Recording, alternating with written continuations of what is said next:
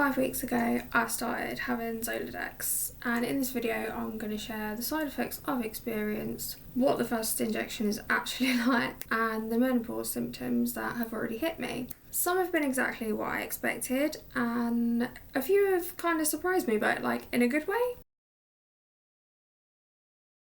Zoladex, it's an estrogen suppressing treatment and the drug is actually called Goserelin. It's hard to say with braces, but the brand name is Zoladex and that's what I'm going to call it for the rest of the video. It's often called an injection, but it's actually an implant. Like, it's a small pellet that is placed in your lower abdomen every 28 days, alternating the side each time. It works by stopping the brain signalling the ovaries to produce estrogen. Why can't I say that? The result is known as medical menopause or forced menopause. And today is week 5, well actually it was yesterday. I thought I would just do a recap of my first 4 weeks, my first 28 days. I've had my second implant yesterday and I'll just cover like what it felt like for me. I have to do a quick disclaimer. This is a personal experience video. It's important to note this is not medical advice. This is just my personal experience documenting what this has been like for me. Everyone's body responds differently to hormone treatment. I also have other medical factors at play, so what I experience might not be the same for someone else starting Zoladex, but it's useful to share our experiences. I'm sharing this mainly because when I was looking for information, it was all very doom and gloom. Everyone was just being very negative about it, and I feel like my experience has been fairly balanced so far. So I just want to share that it isn't all doom and gloom, or at least it hasn't been for me. If you've been offered this medication or you're about to start it, you should obviously speak to your own doctor or oncology team or whoever it is. They should always be your first port of call for medical advice, not YouTube. So let's talk about what to expect about actually having this medication administered. Now, I'm not going to lie, the needle is huge and that can be very scary, particularly if you're needle phobic. Needles don't really faze me, but I googled a picture of it and I was like, damn son, that is enormous. That's what she said. But yeah, even then I was a tad anxious. Wasn't offered any numbing cream or anything. I don't actually know if there's a reason for that. I don't know if you're not allowed to use it, but I'll be honest. The needle looks big and it looks scary, but it's got quite a long slant on it, or a bevel, and it's super sharp. So it has to be that big to administer the implant or to like deliver it to the site, but it is very sharp and very beveled, so it doesn't actually feel that bad. I'm not gonna lie, it's a bit of a stinger, but it's not horrendous, like, honestly. I do actually have a clip of my nurse giving me my Zoladex yesterday. Bless her, she's so sweet, she let me film it. It isn't gory at all, there's no blood, but you can see how it goes in and you can hear my reaction to it. So I'm gonna put that in here. I would skip forward about 30 seconds or so if you don't want to see that. I mean, I'm not going to look, but... No, that's fine. Okay, right. Are you ready? Yeah. Okay, here we go. I just had a bit more outside this time. Sorry. It's okay. Oh! Done. Cool. So what the first week was like after I had Zoladex, I kind of thought it'd be one of those kind of medications where it kind of builds up in your system. I was incorrect. No, that hits you from day one. Yeah, it did not take time to build up. I was, by the afternoon, because I had it in the morning, by the afternoon, absolute emotional wreck, exhausted. Yeah. By day 4, thought I was going to have a nervous breakdown. Went a little bit mental. Not like screaming or shouting, I was just a mess. And memory. Now, I have ADHD, so I'm well versed when it comes to brain fog and forgetting things and losing stuff, but the memory issues I've faced since having Zoladex is not the same. it's like amnesia rather than, you know, a bit of brain fog. Like, brain fog to me is, oh, I forgot something, but then when I'm prompted, I'm like, oh yeah, of course. No, I have had full-on, like, FaceTime conversations with friends.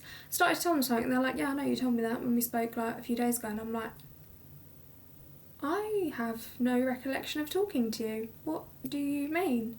Which made me cry a lot in the first few weeks. But I'm alright with it now.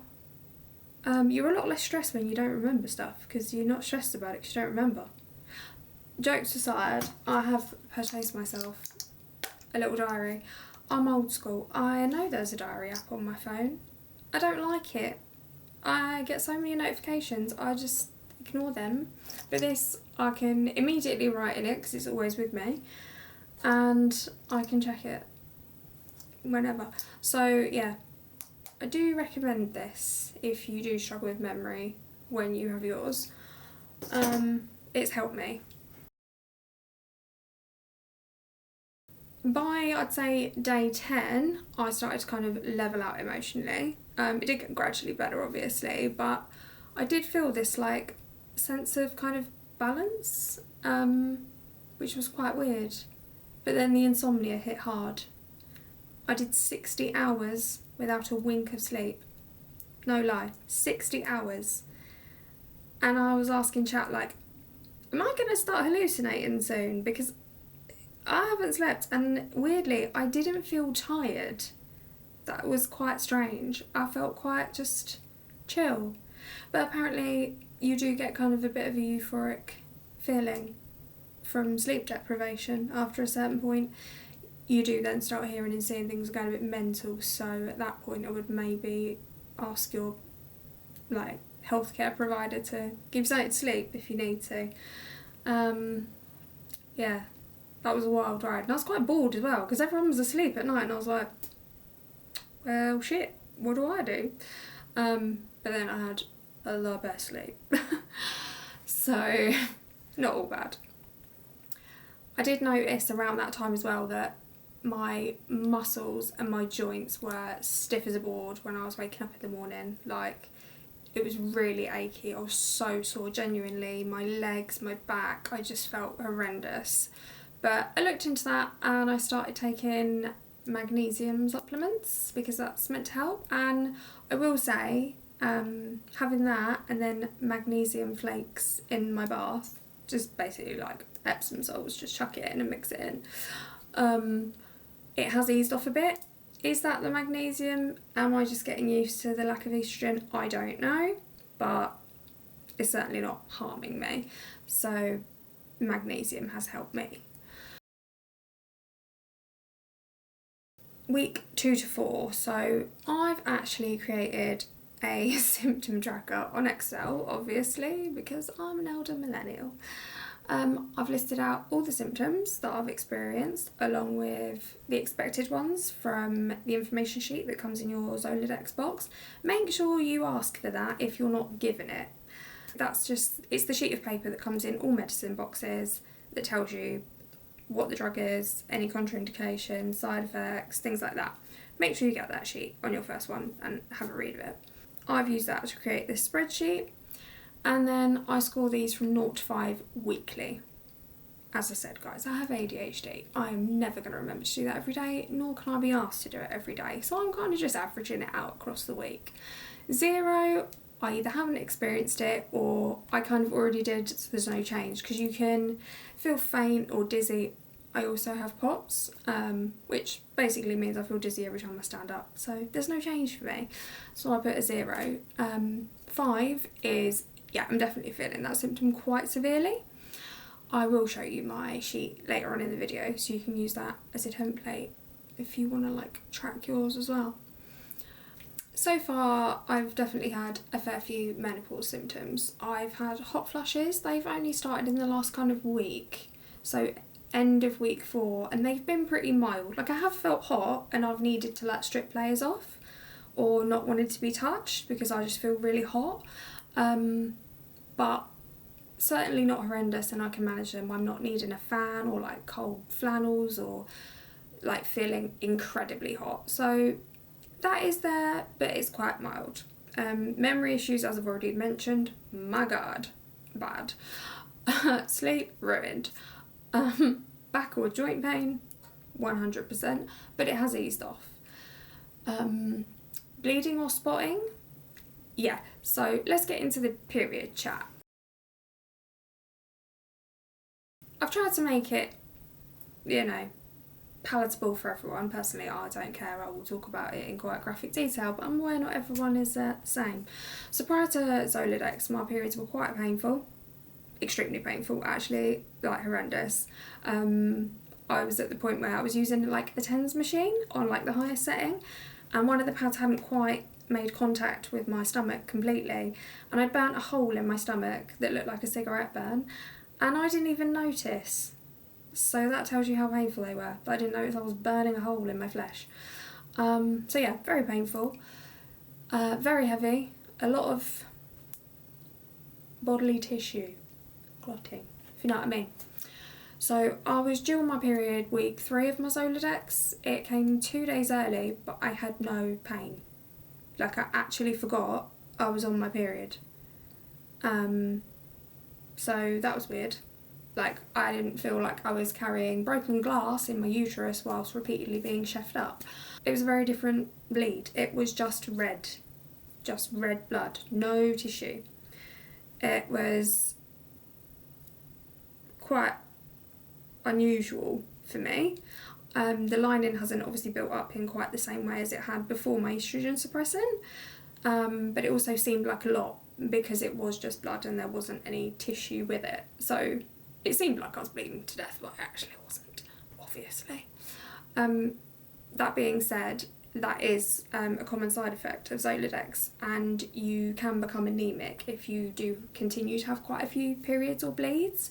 So, your healthcare provider should be checking these levels and you should be having regular bloods anyway.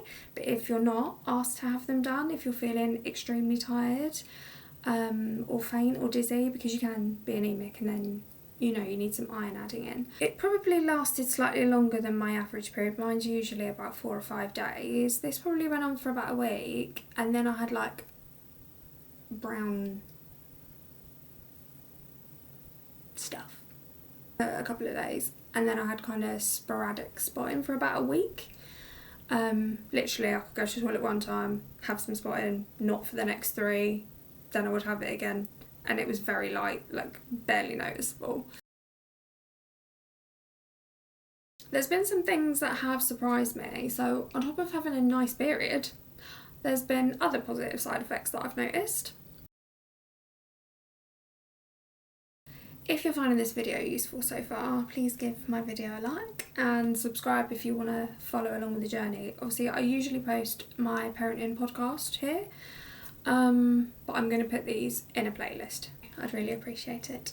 Thanks. So back to positive side effects. Emotionally calm. Yes, week 1 was shit. Truly shit. I'm not going to sugarcoat it. Whoever you live with or is around you, it's gonna be shit. They need to be supportive and tolerant. I wasn't too aggy, was just very tearful. Everything was making me cry. It was like at the beginning of pregnancy when you just emotional and cry at everything. That's how it felt.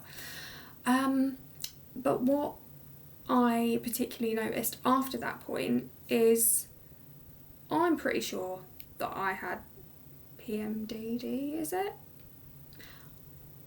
The PMT rage before I was due on used to be insane. Like, I genuinely wanted to throw hands for about 2 or 3 days before my period. Like, people could not breathe correctly, and I had to just internalise that, because obviously I can't be screaming and shouting at everyone, but I felt horrible because I was aware that I was doing it, but I couldn't stop it, and it just made me feel shit and like a bad person, to be honest. I didn't get that this time. I was like, what? Like, my hormones are level. There's no... That's nice. I haven't felt level since before I was a teenager. It was quite emotional actually to feel that way and to feel balanced, because I haven't experienced that for such a long bloody time. especially when you throw 4 kids in the mix and different contraceptives and stuff over the years. Like, it's nice. I know where I am. Don't get me wrong, I have the odd day where it's a bit out of whack, but that's more tearful and anxiety over aggression. I don't want to fight anybody, which is nice. Fewer migraines. Now, I suffer with chronic migraine. Tend to have them either as like a cluster around my period for 5 or 6 days. Literally, I can have a migraine for days. It doesn't actually stop.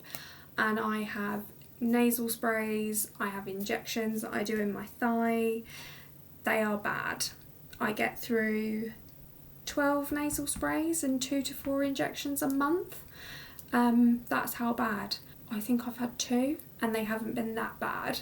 I've still taken my medication because if you suffer with migraines, when you feel one coming on and you want to treat straight away, you don't want to wait and leave it to develop, because, you know, if you've had cluster headaches as well, which I've had, horrific. If you don't know what they are, Google them, because honestly they're known as like ice pick headaches, because it does feel like someone's rammed an ice pick in your head. I've started peeing at a normal rate and I didn't realise it wasn't a normal rate. So I, pre-Zoladex, was peeing about 20 to 25 times a day.